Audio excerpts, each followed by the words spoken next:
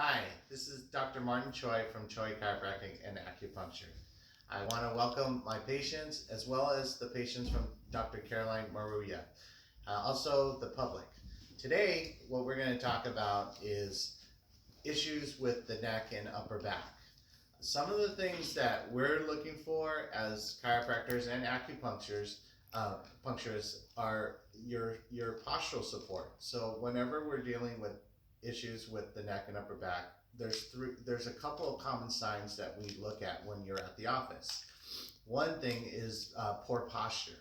With poor posture, the biggest thing we're looking at is the head being carried forward. It's called anterior head carriage, which anterior head carriage means this: head is forward in front of the shoulders. So if you look on the side view, this is what a chiropractor or acupuncturist is looking at, determine if there's issues with the upper back and neck, that anterior carriage.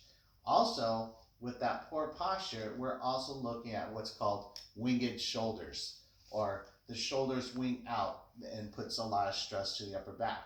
If you see, my shoulders are kind of rounded forward and my shoulder blades are kind of winging out, kind of like a bird spreads its wings. You look through the back side, those shoulders are winged out like this. Some of the reasons why we have the anterior head carriage or also the shoulders wing forward could be due to, once again, people working on the computer. You're on the computer too long, staring at that screen with our hands out forward. So all that loaded carriage is pushing you forward, constantly creating that carriage. Another common thing that happens, and this is when you're at your office, you notice your office will sometimes ask for a postural assessment.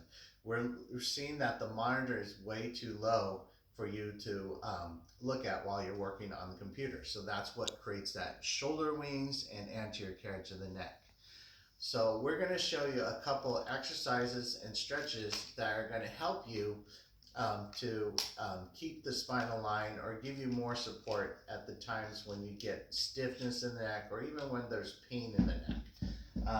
The first thing we're going to do is we're going to show you a couple of stretches. The first stretch we're going to do is for your trapezius, or your most commonly known as your upper traps. The stretch we like to do for your traps is basically you're going to hold on to your head like this, and you're going to have your shoulder down. So what I try to tell people when we stretch our upper traps, a lot of people will want to just automatically try to laterally bend their head to the side. What we want to do is really focus on more the traps that keep putting a lot of stress to the shoulders. So I find what's better is that if you come to like a side of a couch or even like on a table like this, you just hold your head still straight. So if you look, I'm not really laterally bending my head to the side. I'm just holding it. But instead, what I'm trying to do is draw my shoulder blade down. So if you can see, I'm trying to stretch here to here. So the head is staying neutral, and then we're trying to stretch our shoulder by depressing the shoulder down like this. And then once I get to a certain point, I'm going to kind of hold on to something so it stays here. And I'll hold it for 15 to 30 seconds. If things start to get sharp, or if you start noticing tingling or numbness down the fingers, then we know that's too far. So kind of ease up a little bit through here. Okay. We can also do it on the other side. Holding our head still and try to lower our shoulder blade down, and then just hold on to it so you can feel that initial stretch. Stretching it for about 15 to 20 seconds. We recommend only doing it once. So when you wake up in the morning or during the morning time, you do this stretch one time. If you want to do it in the afternoon, do it once, or even right before you go to bed. This is not like you do many sets, it's just one time. The second stretch we want to do is we want to deal with our shoulder blades winging forward. So the best way we find that's good to do is reach the shoulder behind the back. So what I want you to do is you're going to take your hand out into the front like this, and then you're going to reach back, and then I want you to take your hand and try to take your fingers and slide it up to your opposite lower part of your shoulder blade. So this way it gets your shoulder blade to pull back. Okay, if you have tendency to have like tight chest or tight pecs like I do, I can't go as far. You know, some people have better range so they can go further. But you know, you want to make sure you do this very comfortably so it's not putting too much strain. This is something that you hold for only about 5 to 10 seconds. So one time, the same thing with the neck stretch, you only do this once. You hold it once, and then you're going to also do the opposite side. The final stretch we're going to do is basically called the wall stretch. This is a great way to do it on a corner of a wall or also at a doorway. I'm going to demonstrate how to do it on the corner of the wall. The purpose of this is we're still focusing on trying to get our shoulder blades from preventing being winged. And that's a lot of times that our chest gets very tight. So we want to try to open that up. So I'm going to come to this corner wall. And all you're going to do here is just you're going to put your elbows against the wall like so. Like this. And then you're going to lean forward. So here we are trying to stretch the front of our pecs. And we're just holding for 10 seconds. So I'm not leaning all the way in where I'm putting too much strain, but I'm doing just enough where I can feel the stretch on my chest, which is right here, or my pecs. So 10 to 15 seconds. So these are 3 quick, easy stretches for our upper back, and our neck. A couple of strength exercises we want to do is basically to create more strength of the cervical spine. So a lot of people think when we do strengthening of the upper back, it's like doing rows or lat pull downs or even dips through here. So this is more in particularly strengthening for the cervical spine. So the first exercise is for chin tilts. Chin tilts is an exercise for what we call your postural muscles of your spine. So these muscles are constantly being loaded by our traps or shoulders. So we need to create endurance of those muscles. So chin tucks is fairly easy. Sometimes it can be done incorrectly. I'm going to try to demonstrate how it should be done. But it's basically what we want to do, and I think a side view is the best, is we start out with our head neutral like this. From here, we're going to jet our chin forward. So this would be the beginning of our chin tuck. From here, you want to just take your chin and tuck it lightly in towards the neck. So it's kind of like a double chin. And you're going to hold it for 5 seconds. And then we kind of release it out forward. And then we tuck it in again.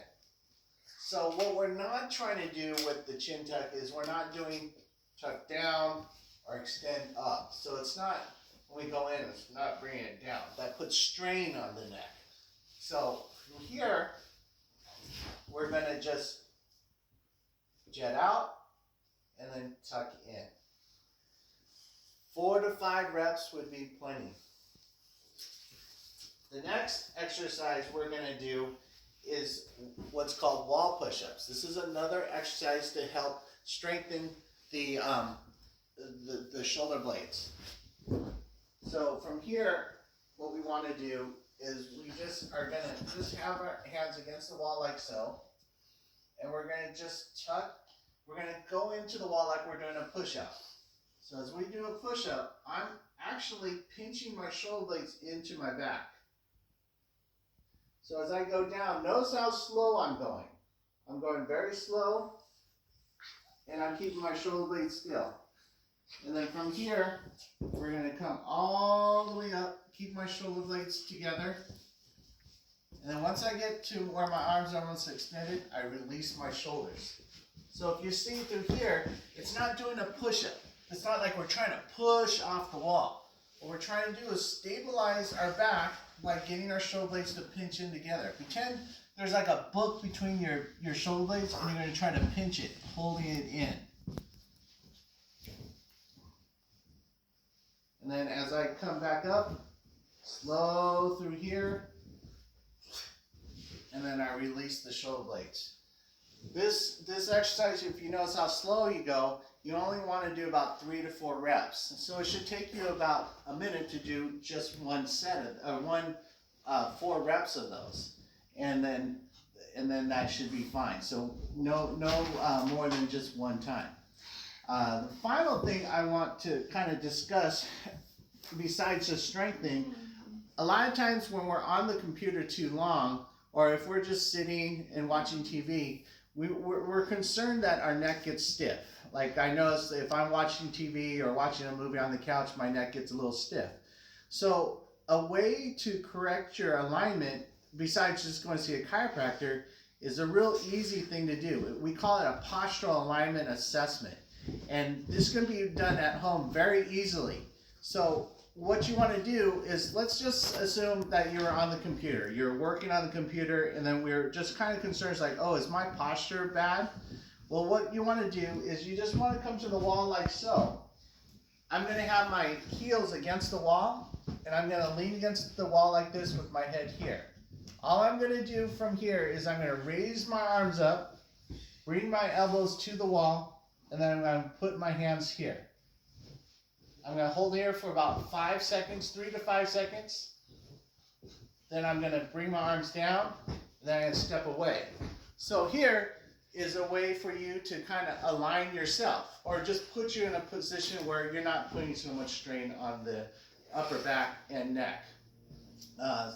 One final thing I want to talk to patients about is when people have some numbness and tingling down the arm.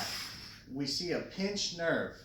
A pinched nerve is when the neck is being strained and it's irritating the nerve that runs down the hand. Now, this is not someone who has like a herniated disc. That's kind of a different kind of problem. But if we're noticing, like when we wake up or when you're sleeping, your hand starts going numb, we can kind of safely say that the peripheral nerve is entrapped. So with this exercise, this is called nerve flossing, and this is really easy to do at home. All you're going to do is you're going to come to the wall here. Let's say my left hand was going numb. In order for this to get released, I want to hold my arm to the wall like so. Okay? If you look where my hand is, it's just palm up like this, and I'm looking straight ahead. Now from here, all you're going to do is just going to turn your head to the left, and then you're going to turn your head to the right. Nothing strained. You shouldn't feel like you're stretching. It's just an easy turn. And then from there, we're going to turn our palm to the other way, and we're going to look to the left and look to the right. Okay?